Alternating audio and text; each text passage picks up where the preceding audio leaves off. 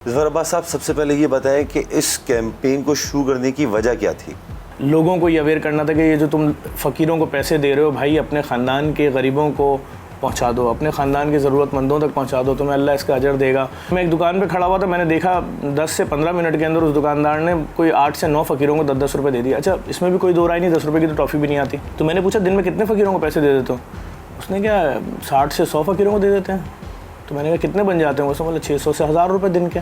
मैंने सिर्फ 1 लाख दुकानदारों में वर्किंग की, 18,000 रुपये मल्टीप्लाई बाय 12 महीने मल्टीप्लाई बाय 1 लाख दुकानदार, तो मेरे सामने फिगर आया 32 अरब 40 करोड़ रुपए। तो मालूम ये हुआ 32 अरब 40 करोड़ रुपए ये फ़कीर ले जाते हैं मजाक में। और ये सब कौन लोग हैं? जो एक्टर हैं, इनकी टांगें सही होती हैं, ये ढूंढ के ऐसे लोगों को लाते हैं जिनके हाथ में कोई फॉल्ट हो, जिनकी आंख में कोई फॉल्ट हो, या लोगों को जो अगवा करते हैं उसके बच्चों को उसके बाद उनके जिस्म के अज़ा को काट के उनको एक मखसूस अरसे तक अपने पास बंद कमरों में रखते हैं, आँखों में पट्टी बांध के, ताकि उनका मेमोरी लॉस हो जाए।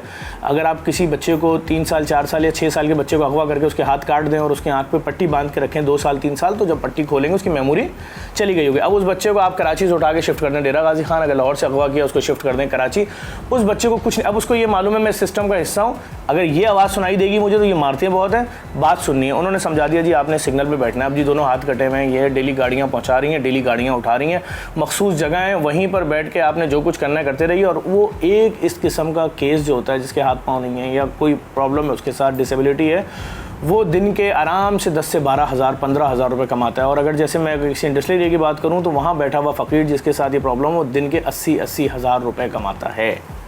और जब हमने ये पूरी वर्किंग की और हमने लोगों को बताया कि ये सिर्फ एक आम सी वर्किंग पे ये 32 अरब 40 करोड़ रुपए लग रहे हैं, और इसके ऊपर हमने फिजिबिलिटी बनाई 20,000 रुपये के राशन पे वर्किंग की कि अगर हम 20,000 रुपये का राशन ये देते हैं लोगों को इस 32 अरब 40 करोड़ रुपये का, तो सामने आया 16 लाख 60 या 70 हज़ार ख़ानदानों को 20,000 रुपये का राशन जा सकता है। फिर हमने इस पर वर्किंग की कि अगर इसको पूरे साल दें 12 महीने, तो हमने जब इसको 16,32,000 को 12 से डिवाइड किया 16,60,000 समथिंग को, तो 1,32,000 ख़ानदानों को हम पूरा साल 20,000 रुपये का राशन अपने शहर में दे सकते हैं। अगर हम 1,32,000 ख़ानदानों को एक साल राशन दें, यकीन जाने वो फैमिलीज़ अपने पाँव पे खड़ी हो जाएंगी। क्योंकि बेचारा 40,000 रुपये तनख्वाह में नौकरी कर रहा है, 60,000 रुपये तनख्वाह में नौकरी कर रहा है, बच्चों की फ़ीस नहीं दे पा रहा, राशन की सपोर्ट उसके रिश्तेदार कर रहे हैं।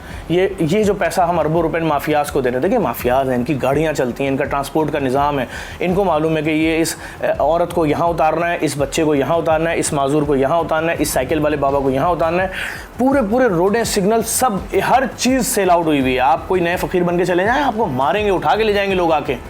आखिरी बात आपसे ये कि कितने साल बाद ऐसा वक्त आएगा कि कराची की सड़क पर कोई जा रहा होगा, कोई भी आम शहरी चल रहा होगा और उसके जहन में ये नहीं होगा कि आज मेरे पास कोई फ़कीर आएगा, कोई मांगने वाला आएगा, कोई माफिया आएगी जो मुझसे भीख मांगेगी? कितने साल में ऐसा होगा? जब तक हमारे हुक्मरान इन लोगों से पैसे लेते रहेंगे, इन माफिया से, ये सब कुछ चलता रहेगा।